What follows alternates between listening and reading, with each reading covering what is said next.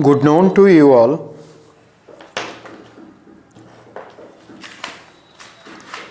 मेरी चर्चा economy related current पर हो रही थी और अगर उसके कंटेक्स्ट में मैं बात करूं तो आज मैं 15th फिनांस कमीशन से जुड़े हुए तथ्यों की चर्चा करने जा रहा हूं। 15th फिनांस कमीशन अगर इसके कंटेक्स्ट में बात करूं तो आर्टिकल 280 के प्रावधानों के तहत एनके सिंह की अध्यक्षता में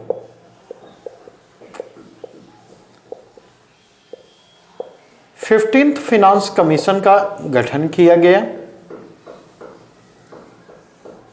और अगर देखा जाए तो इस फिनांस कमीशन ने फरवरी 2020 में अपनी अंतरिम रिपोर्ट दी और यह जो अंतरिम रिपोर्ट इसके द्वारा दी गई है 2020-21 वित्त वर्ष के लिए और फाइनल रिपोर्ट अक्टूबर 2020 में इसने अपनी अंतिम रिपोर्ट दी है। इसकी अंतिम रिपोर्ट सौंपी जा चुकी है, लेकिन इस अंतिम रिपोर्ट को सार्वजनिक नहीं किया गया है। अभी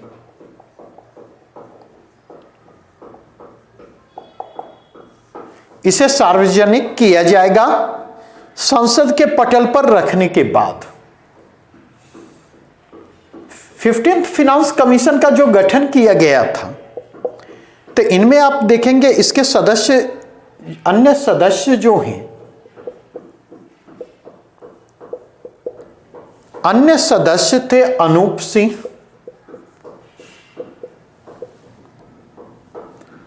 अशोक लाहिरी,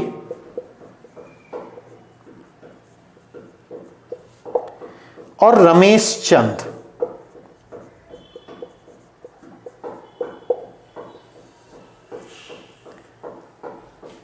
यह पांच सदस्यीय फिनांस कमीशन जो था 5 सदस्यीय था। 5वें सदस्य के रूप में आरंभ में शक्तिकांत दास थी,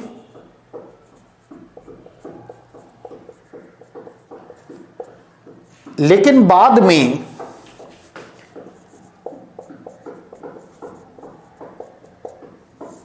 दास द्वारा त्याग पत्र दिया गया क्योंकि दास आरबीआई के गवर्नर बने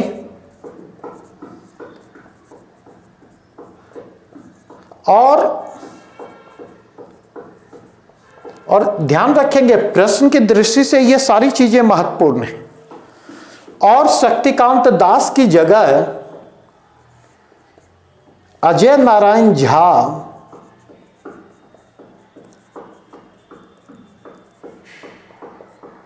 पांचवें सदस्य के रूप में शामिल हुए।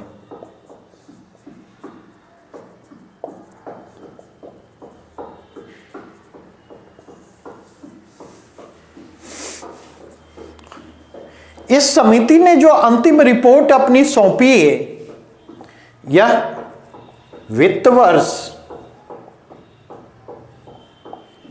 2021 से 26 के लिए, जबकि इससे अपेक्षा की गई थी 2020 से 2025 के लिए यह अपनी रिपोर्ट प्रस्तुत करें।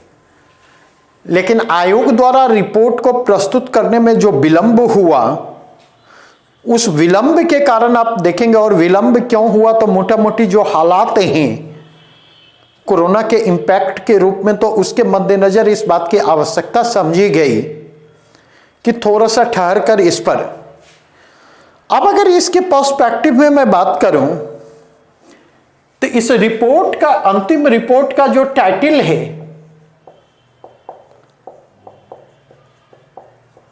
इसका शीर्षक है कोरोना काल में वित्त आयोग।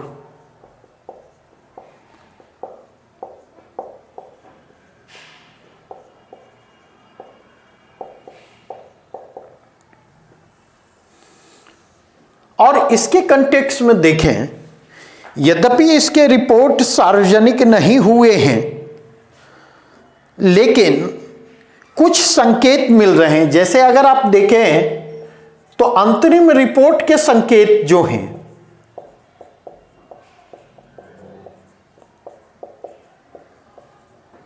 अंतरिम रिपोर्ट का संकेत यह है कि जो केंद्रीय राजस्व है,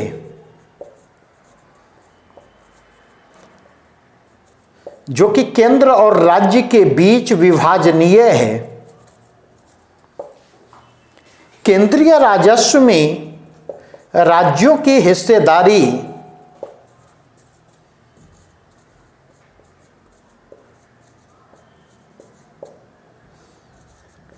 में 1% की कमी की गई है। इसे 42% से कम करके 41% कर दिया गया है। और इसका कारण जो बतलाया गया है, यह कमी जो है, इस कमी का तर्काधार क्या है? तो इस कमी का तर्काधार है कि जम्मू कश्मीर को 2 केंद्र शासित प्रदेशों में तब्दील करना।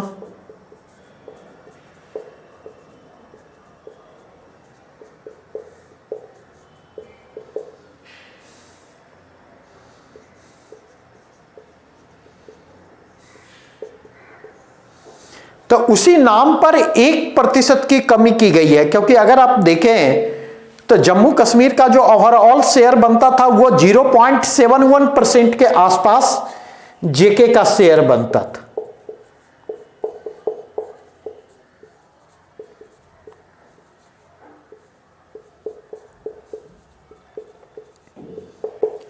दूसरे कंटेक्स्ट में बात करूं, चूंकि यह रिपोर्ट सार्वजनिक नहीं हुआ है, इसलिए इसके बारे में अभी कुछ भी अनुमान लगा पाना मुश्किल है। लेकिन 1-2 संकेत जो मिल रहे हैं, 15वें वित्त आयोग के अध्यक्ष एनके सिंह के साक्षात्कार से वो संकेत क्या इशारा कर रहे हैं?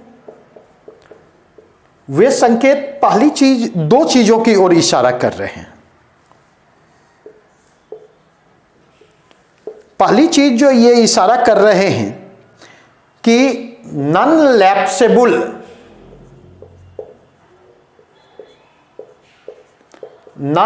Lapsable defence and internal security fund, defence and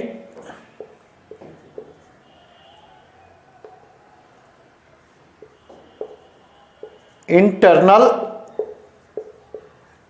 security fund की स्थापना की बात,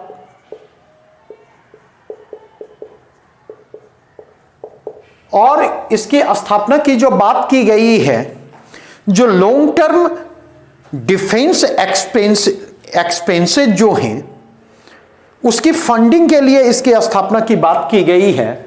और ये कहा गया है कि ये जो फंड होगा इसके 2 सोर्स हो सकते, 2 स्रोत संभव हो सकते।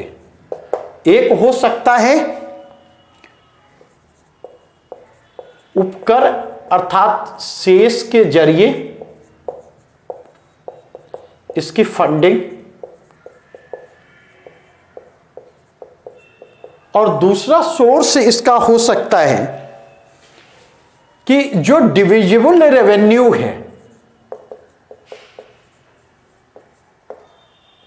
डिविजिबल सेंट्रल रेवेन्यू,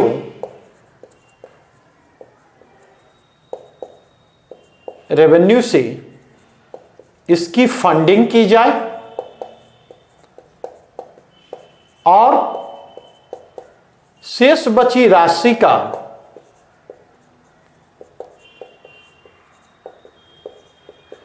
केंद्र राज्य के बीच बंटवारा हो।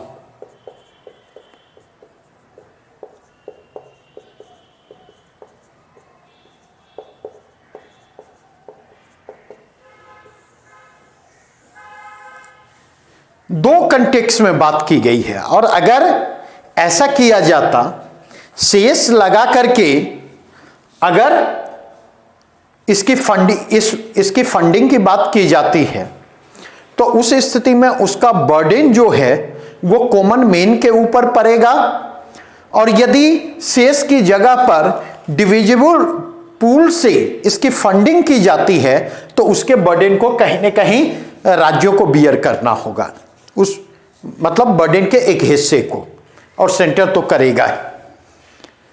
तो यह कहीं न कहीं संसाधनों तक राज्यों की पहुंच को सीमित करने का काम करेगा। अर्थात इसका मतलब होगा सेंटर की जो लायबिलिटी है, सेंटर अपनी उस लायबिलिटी को राज्यों के साथ शेयर करने की कोशिश कर रही है। दूसरा कंटेक्स्ट अगर आप जाकर के देखें तो इसमें एक और संकेत दिया गया है, नहीं, वह संकेत है कि संघीय सार्वजनिक स्वास्थ्य के लिए सार्वजनिक स्वास्थ्य खर्च के लिए फंडिंग के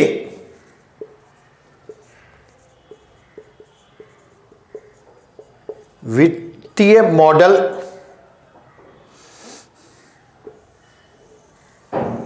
क्योंकि अगर देखें तो वर्तमान में पब्लिक हेल्थ एक्सपेंडिचर जो है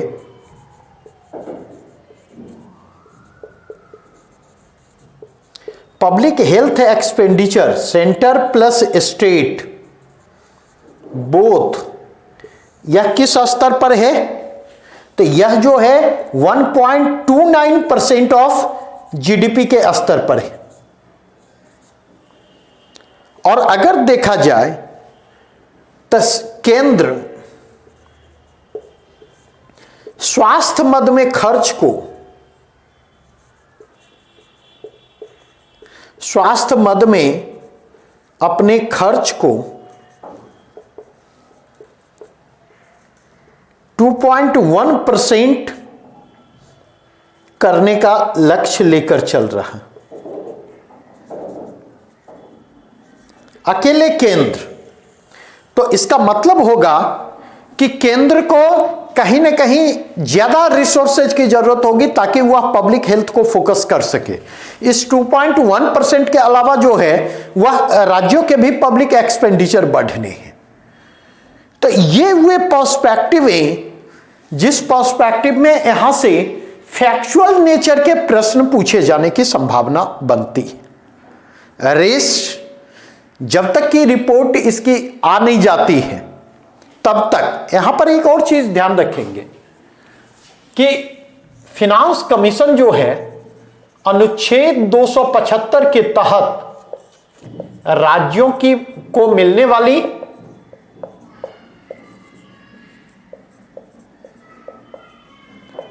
सहायता एवं अनुदान के प्रश्न पर भी विचार करती।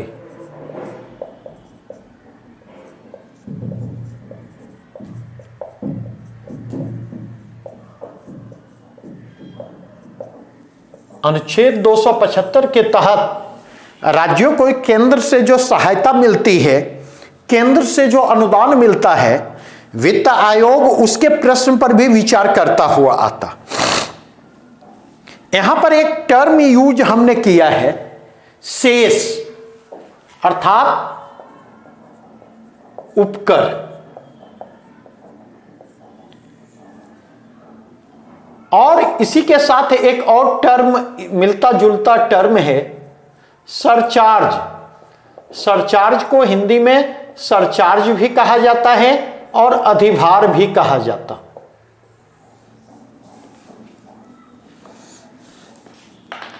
दोनों में अंतर क्या है?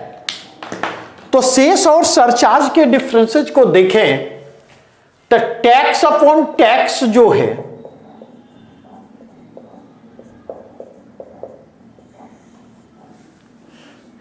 टैक्स अपॉन टैक्स जो है सरचार्ज कहलाता है। अर्थात सरचार्ज का जो कैलकुलेशन होता है वो जो टैक्स लायबिलिटी है, टैक्स लायबिलिटी के बाद के आधार पर इसका कैलकुलेशन होता। अर्थात टैक्स लायबिलिटी के आधार पर सरचार्ज का आकलन। इसका मतलब यह हो गया, यह परसेंटेज फॉर्म में होगा सरचार्ज। इसका मतलब यह हो गया कि जिसकी जितनी अधिक टैक्स लायबिलिटी होगी उसको उतना ही सरचार्ज देना होगा।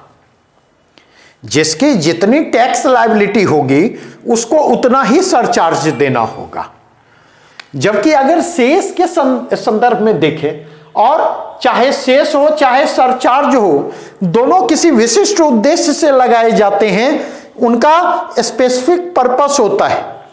शेष जो होता है वह एक प्रकार से एडिशनल टैक्स लायबिलिटी है। Additional tax liability.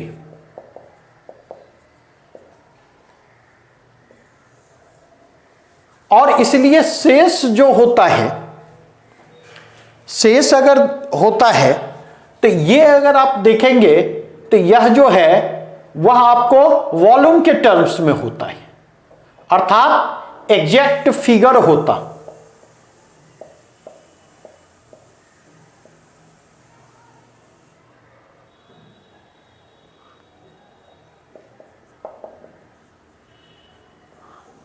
जैसे आप देखेंगे रोड शेष, रोड शेष तो पता चला जितना लीटर डीजल लेंगे उसके साथ एडिशनल उसके प्राइस के साथ 1 रुपया रोड शेष के रूप में, या 2 रुपया जो है वह पेट्रोल के रूप में वो लगता, तो वो शेष है। और एजुकेशनल शेष अगर आप देखेंगे तो लिखा रहता है एजुकेशनल शेष सरचार्ज के रूप में। वो सर्टेन परसेंटेज होता है जिसके आधार पर इसका आकलन होता। यहां तक में कोई दिक्कत अगर है तो पूछ लें।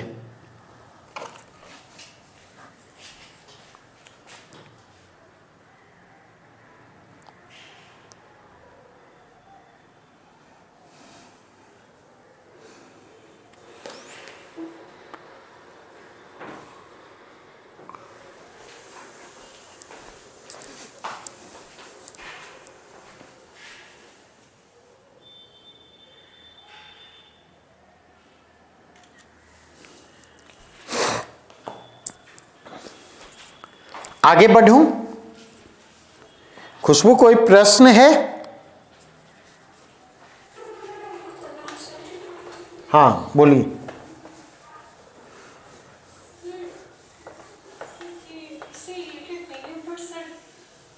क्या क्या?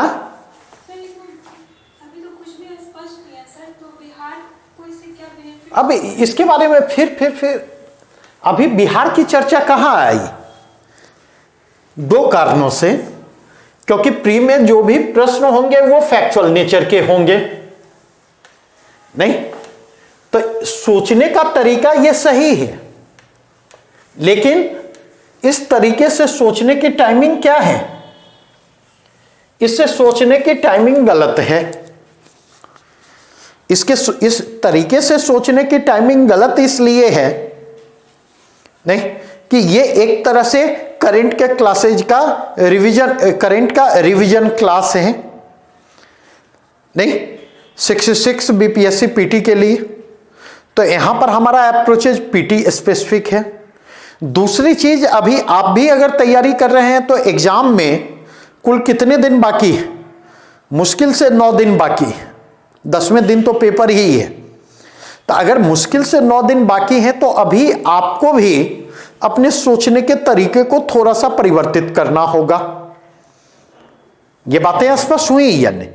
वो चर्चा तब होगी जब उसकी रिपोर्ट, फाइनल रिपोर्ट पब्लिक में आएगी, पब्लिक डोमेन में आएगी। अभी तो संसद के समक्ष ही इसे प्रस्तुत नहीं किया गया। आगे बढ़ूं? देखें, अगला जो डायमेंशन है,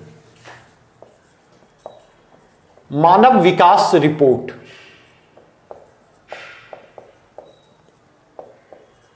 (2020)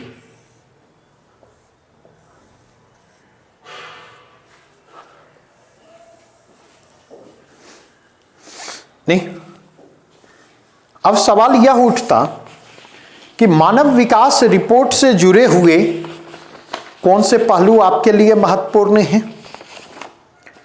तो मानव विकास से जुड़े हुए पहलुओं में अगर आप देखें तो आपके लिए जो चीजें महत्वपूर्ण हैं वह यह कि मानव विकास रिपोर्ट जो है 1990 से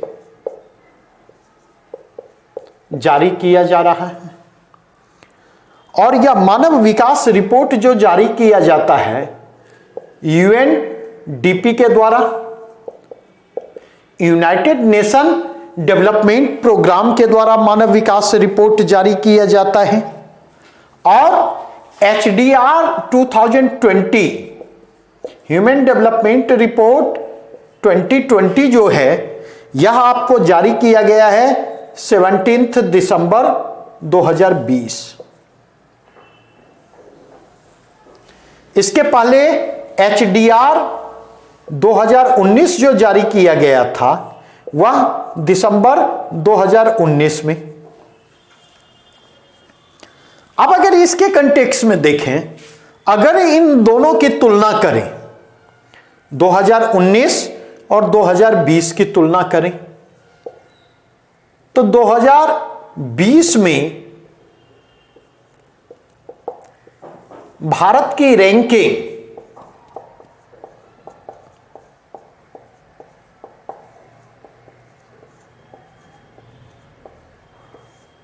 वन 131 रही है, 131वां रैंक रहा है। और भारत की रैंकिंग में 2019 में देखें तो 2019 में भारत का रैंक जो है 129वां था।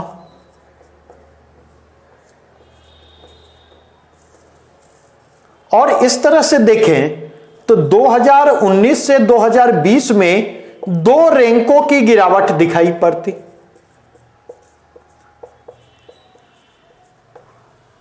नहीं, लेकिन अगर स्कोर देखें, एचडीआई स्कोर देखें, तो एचडीआई स्कोर 2020 में भारत का जो रहा है वह क्या रहा है?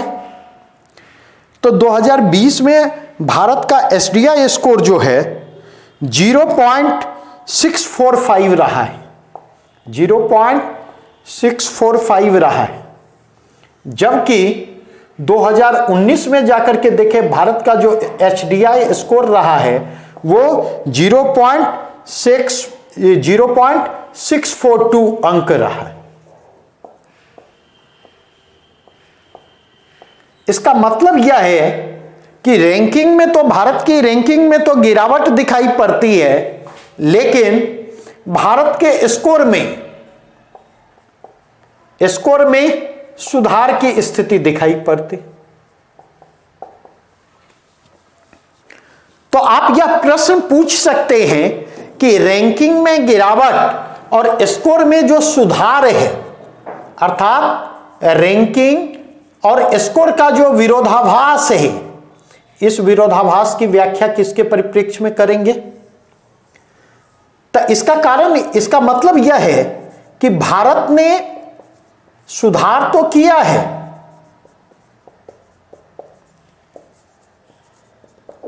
लेकिन अन्य देशों का प्रदर्शन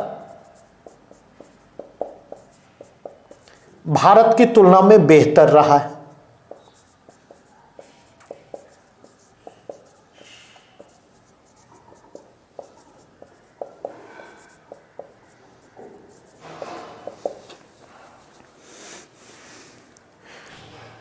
दूसरा कंटेक्स्ट उभर कर आता, अगर भारत के रैंकों को देखें तो दक्षिण एशियाई देशों की भारत की तुलना में क्या स्थिति है? दक्षिण एशिया में जाकर देखें तो इस सूचकांक में भारत से बेहतर स्थिति में कौन देश हैं और दक्षिण एशिया में भारत से खराब स्थिति किनकी है? क्योंकि कई बार कंपैरेटिव रैंकिंग भी उठा करके पूछे जा सकते। तो अगर इस पॉइंट ऑफ व्यू से देखें तो श्रीलंका भारत से बेहतर स्थिति में है, 72nd रैंकर है। और भूटान को अगर आप देखें तो भूटान की भी रैंकिंग भारत से बेहतर है, 129 है। लेकिन भारत से खराब रैंकिंग के संदर्भ में देखें तो बांग्लादेश की रैंकिंग भारत से खराब दिखाई पड़ती। बांग्लादेश की रैंकिंग 133 है। और नेपाल की रैंकिंग देखें तो नेपाल की रैंकिंग 142 है। पाकिस्तान की रैंकिंग को देखें तो पाकिस्तान की रैंकिंग 154 है। अफगानिस्तान की रैंकिंग को भी देखेंगे तो अफगानिस्तान की भी रैंकिंग भारत से खराब है। अगर भारत की इस रैंकिंग को ब्रिक्स देशों के संदर्भ में देखें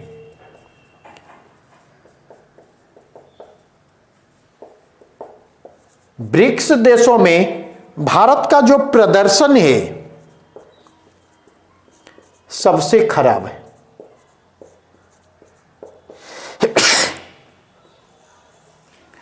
ब्रिक्स देशों में भारत का प्रदर्शन सबसे खराब है क्योंकि ब्रिक्स देशों में अगर आप देखें तो चीन जो है 85वें स्थान पर है।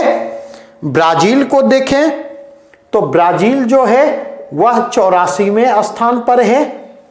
अगर रूस को जाकर के देखें तो रूस जो है 52nd पोजीशन पर है। और साउथ अफ्रीका को जाकर के देखें तो 114वें स्थान पर है। अर्थात ब्रिक्स के अन्य चारों देश जो हैं वो भारत से बेहतर उन्होंने भारत से बेहतर परफॉर्म किया है। अब अगर हम देखें तो मानव विकास रिपोर्ट जो है मानव विकास का आकलन किन संदर्भों में करता है? ह्यूमन डेवलपमेंट का आकलन जो है 3 संदर्भों में करता है। एक है स्वास्थ्य के कंटेक्स्ट में, दूसरा शिक्षा ज्ञान के परिप्रेक्ष्य में और तीसरा जीवन स्तर के परिप्रेक्ष्य में। जीवन स्तर के परिप्रेक्ष्य में इसका जो आकलन किया जाता है वह है प्रति व्यक्ति राष्ट्रीय आय के संदर्भ में।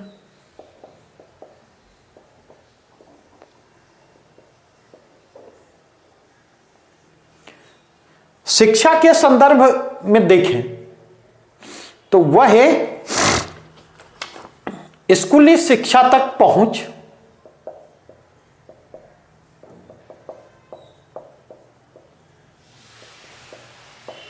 और इसका विस्तार। जबकि स्वास्थ्य के संदर्भ में जो है जीवन प्रत्याशा अर्थात अगर कोई व्यक्ति जन्म के 1 साल तक बचा रहता है तो उसके बाद उसके कितने वर्ष जीवित रहने की संभावना है। और अगर इन तीनों मानकों पर भारत के प्रदर्शन को देखें तो 2020 में भारत के पर कैपिटा इनकम में गिरावट दिखाई पड़ती है। 2020 की रिपोर्ट के अनुसार यह रिपोर्ट क्या कहती है? तो यह रिपोर्ट कहती है कि 2018 में भारत का जो पर कैपिटा इनकम था वह 6,829 अमेरिकी डॉलर था। और 2019 के आंकड़े के आधार पर 2020 की रिपोर्ट तैयार की गई है। 2019 में देखा जाए तो तो भारत का पर कैपिटा इनकम जो है वह 6,829 करोड़ से घटकर 6,829 अमेरिकी डॉलर से घटकर यह 6,681 रह गया। तो इस तरह से देखते हैं भारत के पर कैपिटा इनकम में गिरावट दिखाई पड़ती है। और यहां पर इस बात को ध्यान रखेंगे, पर कैपिटा इनकम में यह गिरावट जो है वह इसके कारण नहीं है। पर कैपिटा इनकम में यह गिरावट जो है कोविड के कारण नहीं है, क्योंकि आंकड़ा 2019 का है। तो बार बार जो बात कहता हूं मैं कि एक और वैश्विक अर्थव्यवस्था की अनिश्चितता, और इस अनिश्चितता ने भारत पर जो दबाव क्रिएट किया, इसकी पृष्ठभूमि में अगर आप देखें तो 3 चीजें होती हैं जिसके कारण यह गिरावट आपको दिखाई पड़ती। पहली चीज होती है नोटबंदी, दूसरी चीज होती है जीएसटी, और इन दोनों के इंपैक्ट असंगठित क्षेत्र पर जो पड़ते हैं एडवर्स इंपैक्ट, उसने पर कैपिटा इनकम में इस गिरावट को संभव बनाया है। और इन दोनों चीजों के अलावा एक तीसरी चीज भी है, वह यह कि आप देखेंगे कि 2016 के बाद रूरल इकोनॉमी का ग्रोथ जो है वह एडवर्सली प्रभावित हुआ है। ग्रामीण अर्थव्यवस्था और ग्रामीण आय पर विकास नीतियों का, विकास योजनाओं का पॉजिटिव इंपैक्ट जो है कमजोर पड़ा है, जिसके कारण ग्रामीण अर्थव्यवस्था में असंतोष जो है वह बढ़ता चला गया। तो एक और आप देखें पर कैपिटा इनकम में गिरावट दिखाई पड़ती है, दूसरी ओर अगर देखें तो जीवन प्रत्याशा संकेतक में सुधार दिखाई पड़ता।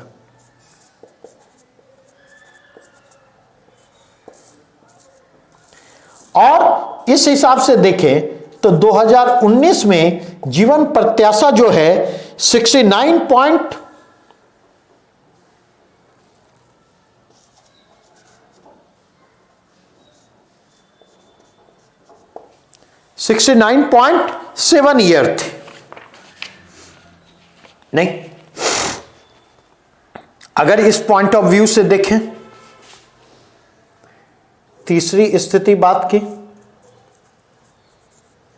स्कूली शिक्षा के संदर्भ की बात की मैंने, और स्कूली शिक्षा के कंटेक्स्ट में अगर आप जाकर के देखें तो औसत स्कूलों में पढ़ने की औसत अवधि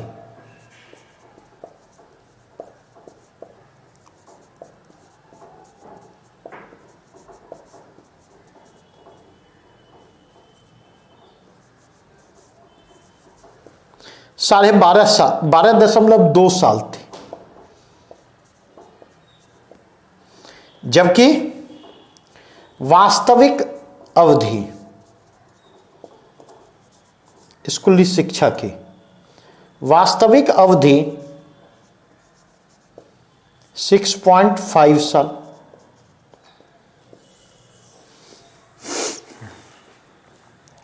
इस रिपोर्ट में अगर आप देखें तो भारत के संदर्भ में जिस चिंताजनक स्थिति को दर्शाया गया है वह 2 कंटेक्स्ट में, एक चाइल्ड वेस्टिंग और दूसरा चाइल्ड स्टंटिंग, इन दोनों के संदर्भ में भारत की स्थिति अल्प वजन और अल्प ऊंचाई, अल्प वजन और अल्प ऊंचाई, तो इन दोनों के संदर्भ में भारतीय स्थिति जो है चिंताजनक है। और इन दोनों के संदर्भ में भारत की चर्चा जो है वह कंबोडिया और थाईलैंड के साथ,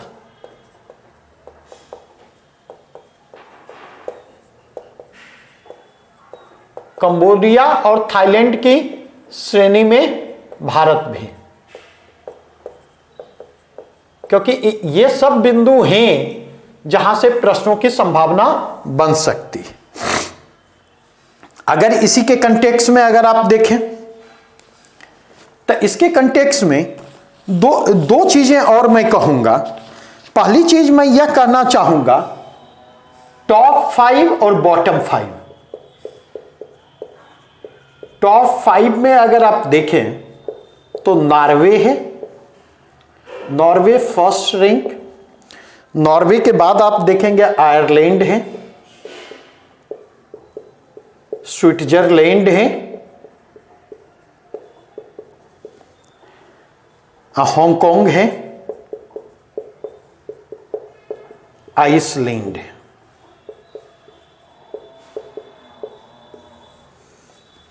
और बॉटम 5 में,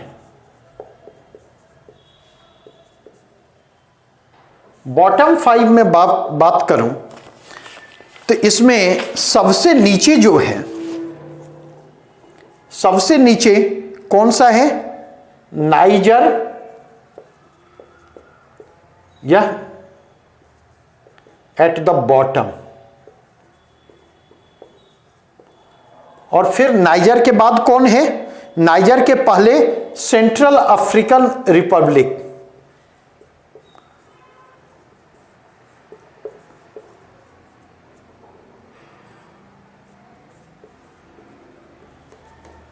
सेंट्रल अफ्रीकन रिपब्लिक के पहले चाड है, चाड के पहले दक्षिणी सूडान है, और दक्षिणी सूडान के पहले देखें तो बुरुंडी है।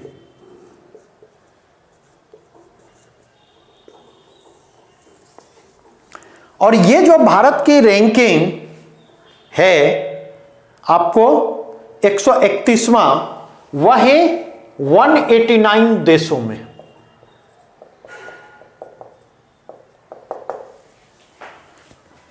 यहां पर दो चीजें और आपके लिए महत्वपूर्ण है।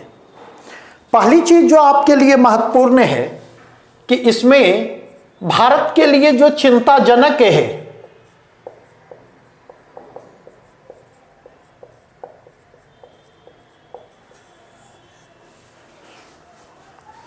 भारत के लिए चिंताजनक जो है वह यह कि मानव विकास में सुधार की गति मंद हो रही।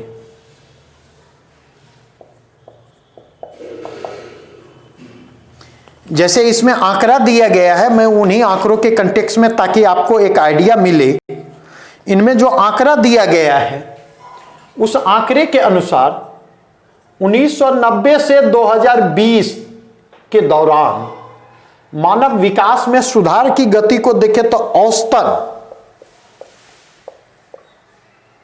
औसतन एचडी में, ह्यूमन डेवलपमेंट में औसतन सुधार 1.44% वार्षिक रहा। अब इसमें देखें 2000 से 2010 के बीच सुधार की यह दर जो है वह आपको 1.58% रही।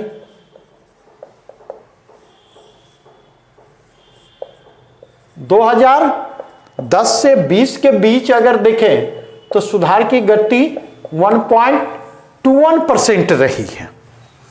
और इससे भी जो चिंताजनक बात है वह यह कि 2018 में सुधार की यह गति धीमी होकर के 0.3% और 2019 में 0.5% रह गई।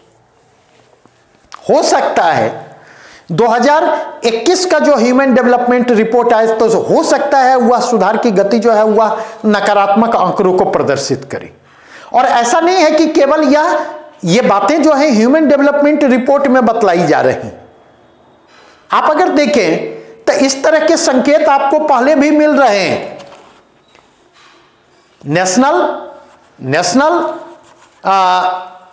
सैंपल ऑर्गेनाइजेशन जो है, जिसको एनएसएसओ के रूप में पहले जाना जाता था, उसके उपभोक्ता व्यय सर्वेक्षण को देखें तो उपभोक्ता व्यय सर्वेक्षण की रिपोर्ट भी यह बतला रही है कि पिछले 5 वर्षों के दौरान जो है गरीबी में तेजी से वृद्धि हुई है। और शहरों में तो गरीबी की स्थिति में सुधार हुआ है, लेकिन गांवों में बहुत तेजी से वृद्धि दिखाई पड़ती।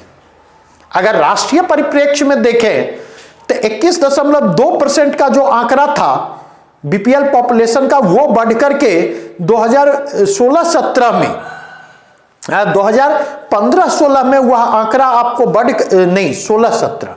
2016-17 में बढ़कर के 21.2% से बढ़कर के 22.1% हो गया। अर्थात निरपेक्ष रूप से बिलो पॉवर्टी लाइन गरीबों की आबादी में भी वृद्धि हुई है और प्रतिशत कुल आबादी में गरीबों का बीपीएल पॉपुलेशन का जो परसेंटेज है उसमें भी वृद्धि दिखाई पड़ता। और अगर शहरों और गांव के परिप्रेक्ष्य में, दोनों के परिप्रेक्ष्य में इस आंकड़े को अलग अलग देखेंगे तो आप यह पाएंगे कि शहरी गरीबी में जहां करीब करीब 5% का सुधार दिखाई पड़ता है, वहीं ग्रामीण गरीबी में 4% की गिरावट दिखाई पड़ती है, 4 से 4.5% की। तो ये आंकड़े जो हैं इस ओर इशारा कर रहे हैं। अब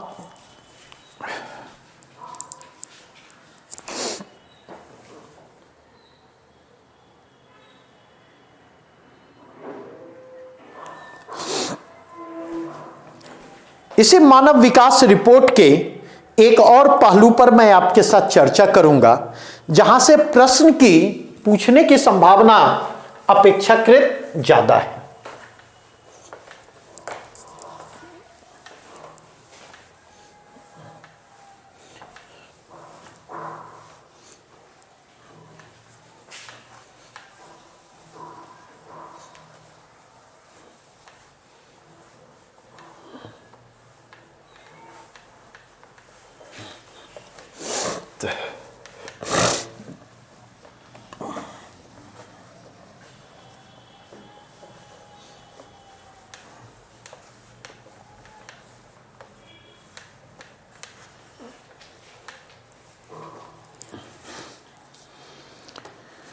अगर 2020 के मानव विकास रिपोर्ट की बात की जाए तो इसमें एक नई संकल्पना इंट्रोड्यूस की गई है।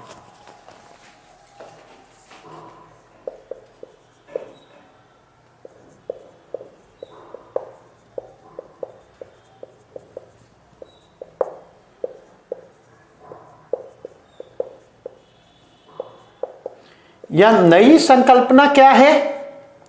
तो यह नई संकल्पना है PHDI। PHDI मतलब planetary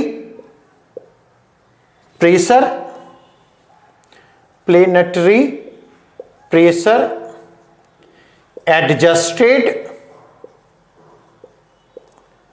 human development index. PHDI क्योंकि बिहार में एब्रिविएशन भी उठा करके पूछा जाता है, ठीक है। और यहां पर प्रश्न यह उठता कि planetary adjusted human development index क्या है? तो यह इसी बार डेवलप किया गया है कि यह वस्तुओं और सेवाओं के उपयोग के लिए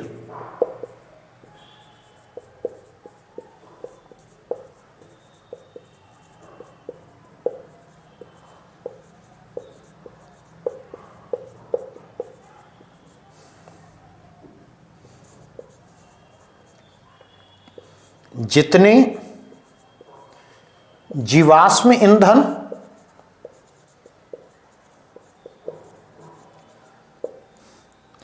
धातु और संसाधन की आवश्यकता होती,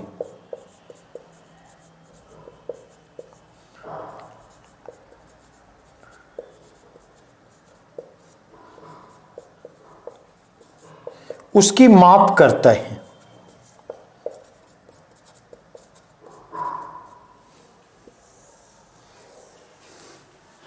उसकी माप करता है। इसके जरिए क्या किया जाता? तब प्रत्येक देश के प्रति व्यक्ति कार्बन उत्सर्जन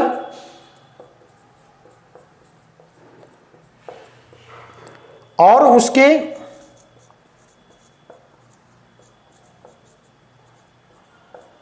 मटेरियल फुटप्रिंट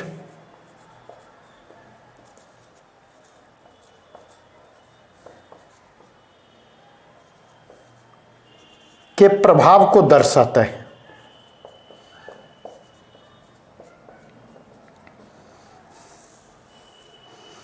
और अगर इसके परिप्रेक्ष्य में देखें तो अगर इसको समायोजित किया जाता, मतलब HDI के साथ अगर PHDI को समायोजित किया जाता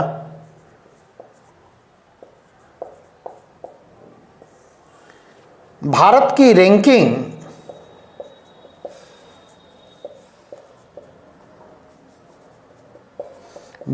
रैंकिंग में 8 स्थानों का सुधार होगा।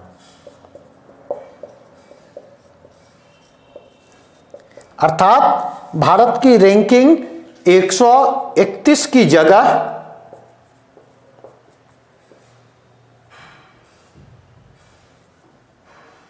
123वीं हो जाएगी।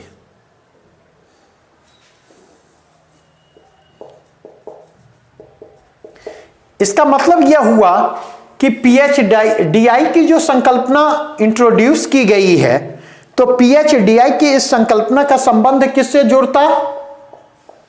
सतत विकास की संकल्पना से। अर्थात इस बार के ह्यूमन डेवलपमेंट रिपोर्ट में PHDI की संकल्पना को इंट्रोड्यूस करते हुए जो मानव विकास है, मानव विकास की संकल्पना को सतत विकास की संकल्पना से संबद्ध करके देखा गया।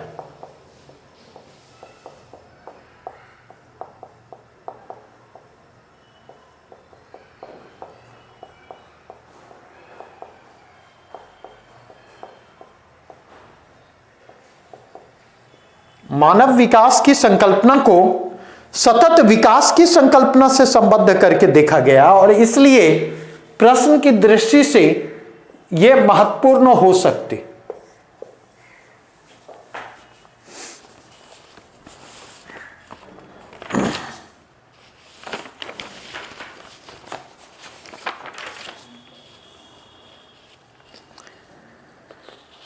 बढ़ूं आगे।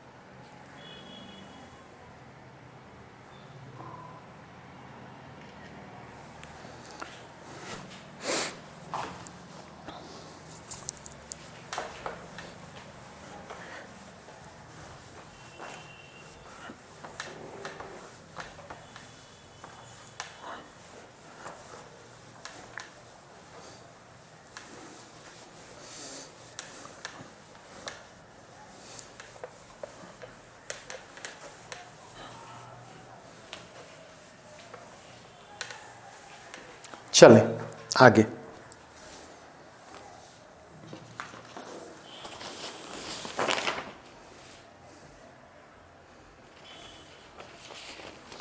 अगला जो डायमेंशन है वह है मल्टी डायमेंशनल पॉवर्टी इंडेक्स, बहुआयामी निर्धनता सूचकांक रिपोर्ट 2020।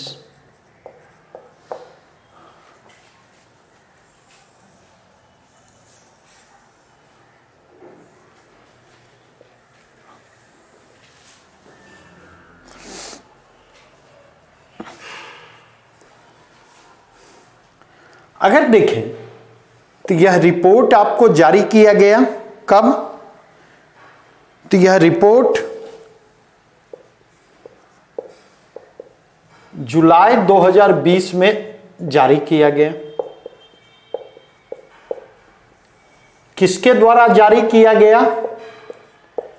तो United Nation Development Programme UNDP और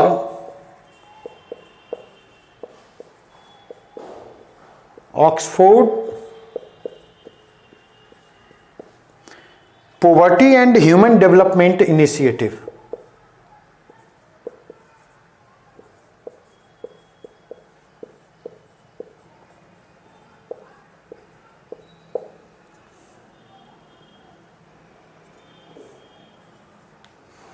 डेवलपमेंट इनिशिएटिव OPHDI द्वारा। नहीं, यह जो है यह क्या करता है? नहीं, यह बहुआयामी संदर्भों में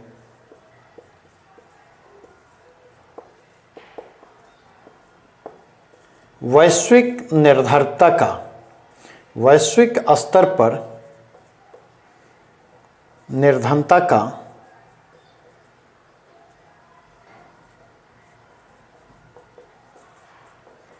तुलनात्मक आकलन करता है।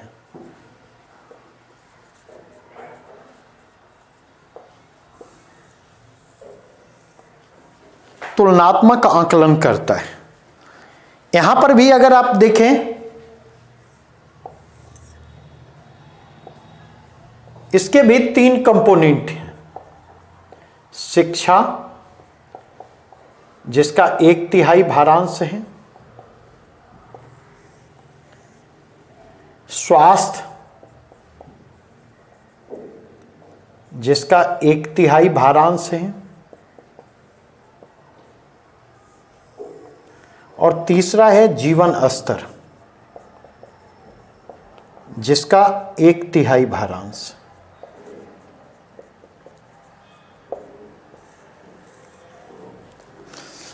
कई बार यह पूछ देता है कि बहुआयामी निर्धनता सूचकांक किन संदर्भों में निर्धनता का आकलन करता है? तो अगर शिक्षा में देखें, स्कूली शिक्षा के वर्ष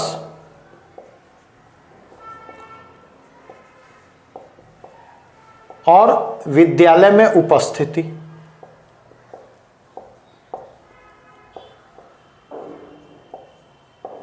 स्वास्थ्य के कंटेक्स्ट में देखें पोषण और बाल मृत्यु दर, और जीवन स्तर के कंटेक्स्ट में देखें तो स्वच्छ पेयजल,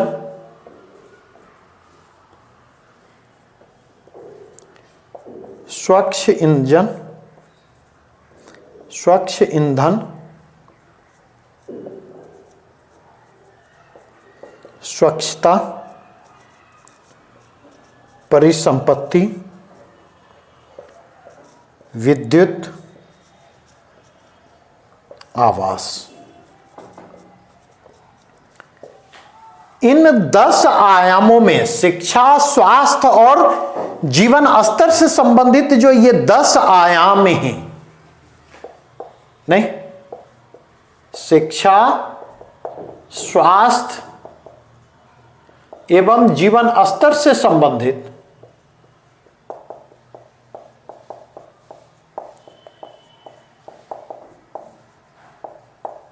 10 संकेतकों के संदर्भ में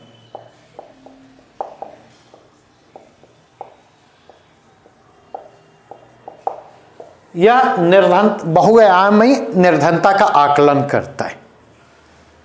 नहीं, और यहां पर ध्यान रखेंगे, नीति आयोग एमपीआई के संदर्भ में भारत में मल्टी डायमेंशनल पॉवर्टी इंडेक्स के संदर्भ में नोडल एजेंसी का काम करती है।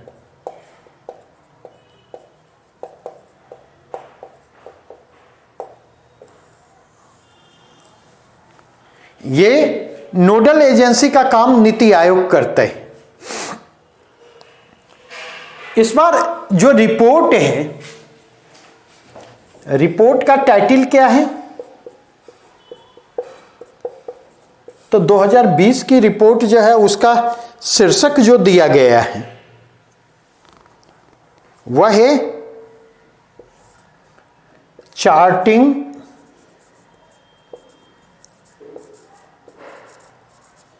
pathways of multidimensional poverty.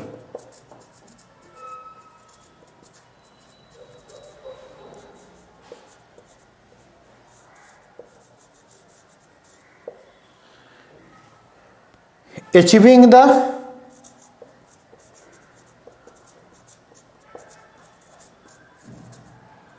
Sustainable development goal.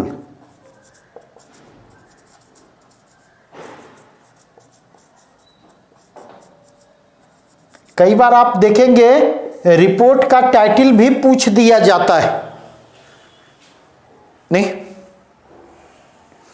अगर इसके कंटेक्स्ट में अगर देखें तो ये जो मल्टी डायमेंशनल पॉवर्टी इंडेक्स है, इसके कंटेक्स्ट में मैं कहूं यह पहली बार 2010 में जारी किया गया था।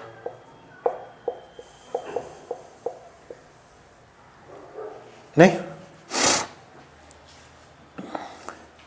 अब अगर देखें भारत के कंटेक्स्ट में देखें,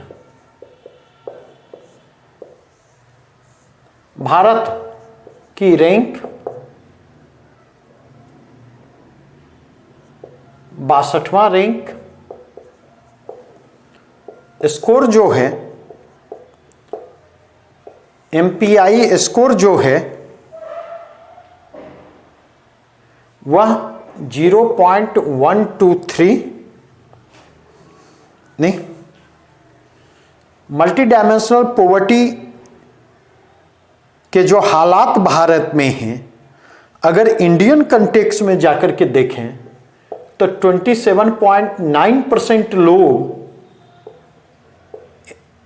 मतलब मल्टी डायमेंशनल पॉवर्टी के शिकार हैं।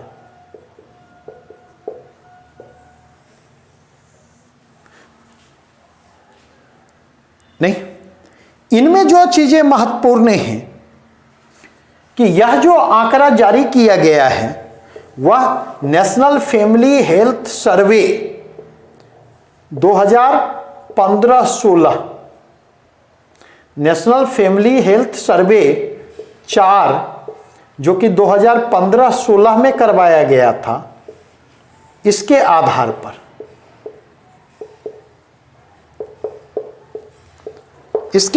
पर यह जारी किया गया था। इसमें रिपोर्ट की मुख्य बातें देखें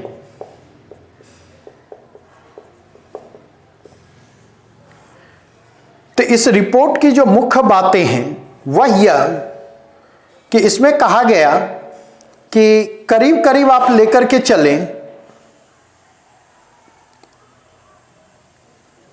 कि 67% मल्टी डायमेंशनल पॉवर्टी के शिकार लोग कहां से आते हैं? तो 67% जो है मध्यम आय वाले देशों से आते हैं।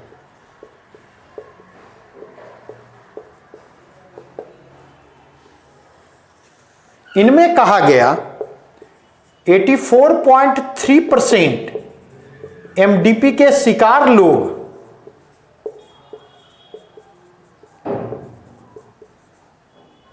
दो रीजन में रखते। नंबर 1 पर है सब सहारा अफ्रीका, यहां सर्वाधिक हैं, और दूसरे नंबर पर जो है दक्षिण एशिया।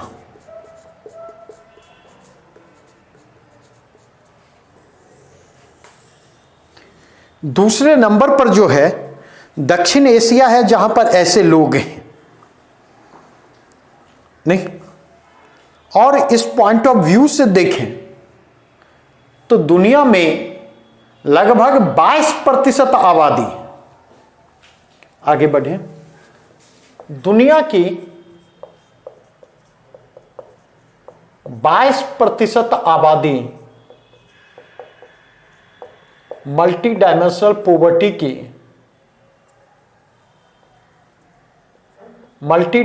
पॉवर्टी की शिकार है,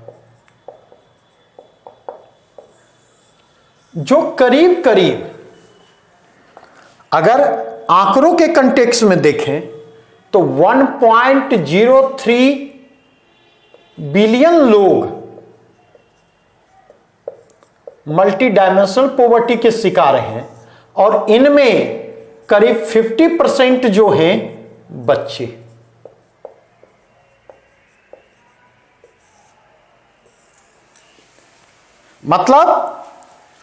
मतलब यह हर 3 में एक बच्चा मल्टी डायमेंशनल पॉवर्टी का शिकार है, जबकि वयस्कों के कंटेक्स्ट में देखेंगे तो हर 6 में एक वयस्क जो है मल्टी डायमेंशनल पॉवर्टी के शिकार है।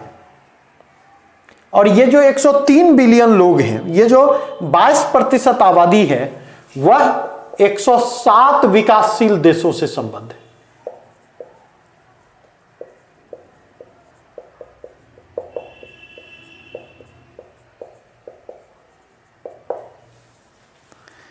करीब करीब 107 विकासशील देशों से संबद्ध है। और यहां पर एक चीज ध्यान रखेंगे, इस चीज को ध्यान रखेंगे, सस्टेनेबल डेवलपमेंट गोल जो है वह 2030 तक शून्य गरीबी का लक्ष्य लेकर चलता है।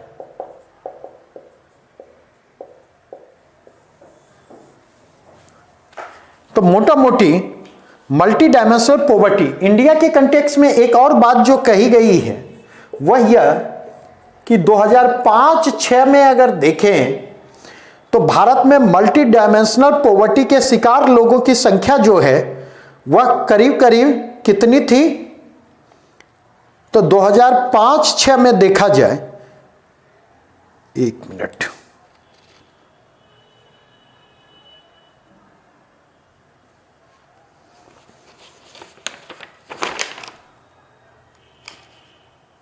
हाँ, करीब करीब 2005-6 में देखा जाए तो 640 मिलियन लोग जो हैं मल्टी डायमेंशनल पॉवर्टी के शिकार थे भारत में। और 2015-16 में देखें तो इनकी संख्या घट करके 369.55 मिलियन रह जाती है। मतलब भारत ने इस अवधि में 271 मिलियन लोगों को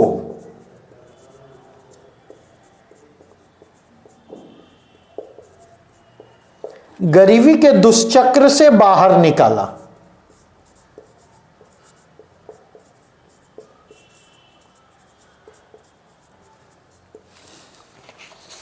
ये एमडीपी से जुड़े हुए विविध पहलू थे मोटा मोटी, जिससे जिन बिंदुओं को फोकस किया है वहां से उठा करके प्रश्न पूछे जा सकते।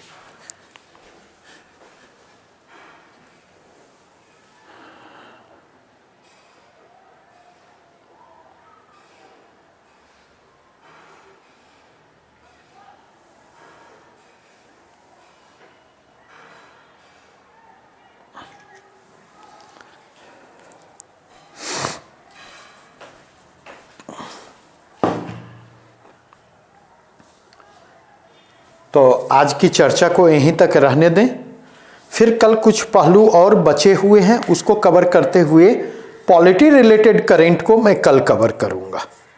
1-2 टॉपिक और इसमें बच गया है, नेशनल फैमिली हेल्थ सर्वे बच गया है, और एमपीआई के इसी डाटे को आधार बना करके नीति आयोग के द्वारा जो सेकेंड वॉलंटरी नेशनल रिव्यू जारी किया गया है उसको जारी किया गया है। उस पर हमारी आपके साथ चर्चा कल होगी। ठीक है। वेटेज